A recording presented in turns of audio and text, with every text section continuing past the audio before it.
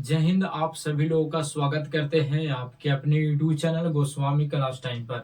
दोस्तों, उम्मीद करेंगे कि आप लोग बढ़िया होंगे, मस्त होंगे, स्वस्थ होंगे और अच्छे से पढ़ाई लिखाई जो दोस्तों कर रहे होंगे, क्योंकि आपका एग्जाम जो दोस्तों बहुत ही नजदीक जो दोस्तों आ चुका है। ठीक है, और ऐसे समय में जो दोस्तों आप उसी सवाल को पढ़िए जो आपको एग्जाम में आने वाला है। ठीक है, तो दोस्तों हम आपके लिए उसी सवाल को जो दोस्तों मैथ का सवाल जो दोस्तों लेके आए हैं, जो आपको 18 फरवरी की एग्जाम में पूछे जाएंगे। ठीक है, तो चलिए इस वीडियो को शुरू करते हैं। तो दोस्तों सवाल है कि समांतर श्रेणी 3/4, 2/3, 7/12 डॉट डॉट का 19वां पदों तक योगफल ज्ञात करें। और ये समांतर श्रेणी एपी का बहुत ही महत्वपूर्ण सवाल है, क्योंकि योगफल निकालने के लिए जो दोस्तों आपको 2 नंबर में जो दोस्तों एक सवाल जरूर देखने को मिलेगा। ठीक है, तो चलिए इसको आसान तरीका से हम आसान मेथड से जो दोस्तों आसान नियम से दोस्तों हम आपको इसको हल करने के लिए बताएंगे। ठीक है, तो दोस्तों सबसे पहले यहाँ पे लिख दीजिएगा सोल्यूशन। ठीक है, उसके बाद लिखिएगा एपी, शॉर्ट में एपी लिख दीजिएगा। उसके बाद जो दिया गया है उसको लिख दीजिएगा, यानी एपी में दिया गया है 4/3, 2/3, फिर 7/12 डॉट डॉट डॉट डॉट कहाँ तक, तो 19 पदों तक। तो 19 पदों तक लिख दीजिएगा। उसके बाद क्या कीजिएगा कि समांतर श्रेणी का योगफल निकालने के लिए सबसे पहले आपको जानकारी होना चाहिए ए के मतलब होता है प्रथम पद, डी के मतलब सार्वभौमतर। ठीक है, तो इसको में देख लीजिए, ए यानी प्रथम पद कौन है शुरू में, तो शुरू में 4/3 है। डी के मान, डी यानी सार्वभौमतर यानी कितना के अंतर पर जो दोस्तों ये चल रहा है। तो इसको निकालने के लिए दोस्तों T2 माइनस T1 यानी दूसरा में से पहला को घटाएंगे। तो दूसरा कितना है, तो दूसरा 2/3 है। तो इसको और पहला 3/4 है, यानी सीधा सीधी दूसरा पद में से पहला पद को घटा देंगे तो सर्व अंतर हमको पता हो जाएगा। तो चलिए इसको निकालिए। तो इसको एलसीएम लेंगे तो 12 हो जाएगा, ये 4 हो जाएगा, 3 से भाग देंगे तो 4 होगा, और 4 से गुना करेंगे तो 8 हो जाएगा, -3 हो जाएगा, 3 तरीके 9 हो जाएगा। फिर से देख लीजिए इसका एलसीएम कितना हो जाएगा 12, ये 4 हो जाएगा, 4 दूनी के 8, 3 तरीके 9। जब इसको घटाएंगे तो -1/12 हो जाएगा, यानी डी के मान कितना आ गया, -1/12 आ गया। उसके बाद आपसे पूछ रहा है 19वां पद गया योगफल। तो दोस्तों यहाँ पर एन के मान आपको दे दिया कितना, 19 दे दिया। ठीक है, तो योगफल पूछा है। तो दोस्तों योगफल के फार्मूला आप लगाइएगा, इसमें 2 फार्मूला होते हैं।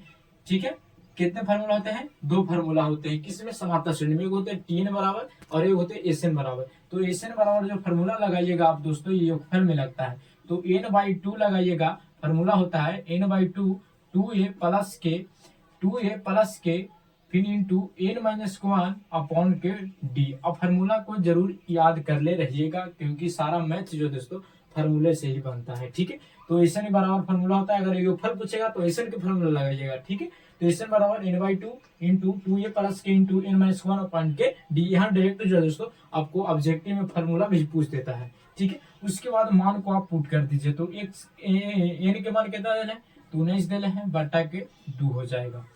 2 गुना ए के मान कितना दिले है, तो ए के मान दिले है 3/4 प्लस इंटू 19 माइनस के 1 और डी के मान कितना आया, तो -1/12 आ गया। ठीक है, उसके बाद हम कैलकुलेशन करेंगे। तो देख लीजिए इस प्रकार से कैलकुलेशन कीजिएगा, 19/2 हो जाएगा। कोष्ट है तो कोष्ट 2 दूनी के 4 कट जाएगा, दिया जाएगा 3/2 प्लस। ठीक है, ये जब घटेगा तो 18 आ जाएगा। क्या आएगा, 18 आ जाएगा, और -1/12। ठीक है, यहाँ पर आप ध्यान दीजिएगा, नहीं तो आपको से दोस्तों गलती हो जाएगा। ठीक है, तो 19/2 लिख दीजिएगा।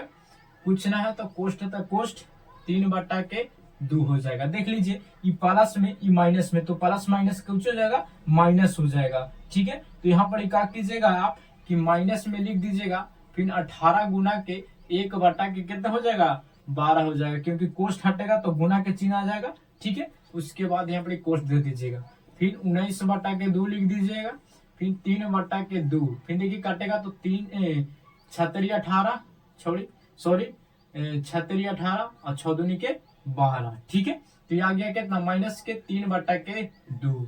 उसके बाद जो दोस्तों आप देख सकते हैं कि दोनों सेम आ गया। ठीक है, तो यहाँ पर अगर एलसीएम लीजिएगा तो 2 होगा, 2 हो जाएगा, और 3 में से जाएगा तो 0 हो जाएगा। ठीक है, तो ये कितना हो गया, ये पूरा जीरो हो गया। तो कोष्ट जब हटेगा ये तो 2 हो गया, ये कितना हो गया, ये 0 हो गया। ठीक है, तो कोई भी संख्या में जब 0 से गुना करते हैं तो क्या आता है, तो 0 आता है। तो 0 जो दोस्तों इसका राइट आंसर आ जाएगा। तो दोस्तों अगर आप भी कैलकुलेशन किए होंगे, अगर आपका भी आंसर 0 आया होगा तो आपको जो दोस्तों ये बनाया हुआ सवाल जो दोस्तों 100% सही है। ठीक है, तो दोस्तों अगर आप इस प्रकार से बनाइएगा तो आपको जो दोस्तों एग्जामिनर पूरा में पूरा अंक जो दोस्तों देगा। आप मैथ में एक एक चीज को जो दोस्तों दर्शा के बनाइएगा।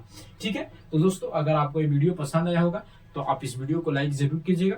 अगर आप चैनल पर पहली बार होंगे तो चैनल को भी सब्सक्राइब कर लीजिएगा, क्योंकि इसी तरह का वीडियो दोस्तों लगातार आपको मिलता रहेगा। ठीक है, तो दोस्तों मिलेंगे अगले वीडियो में। जय हिंद, धन्यवाद।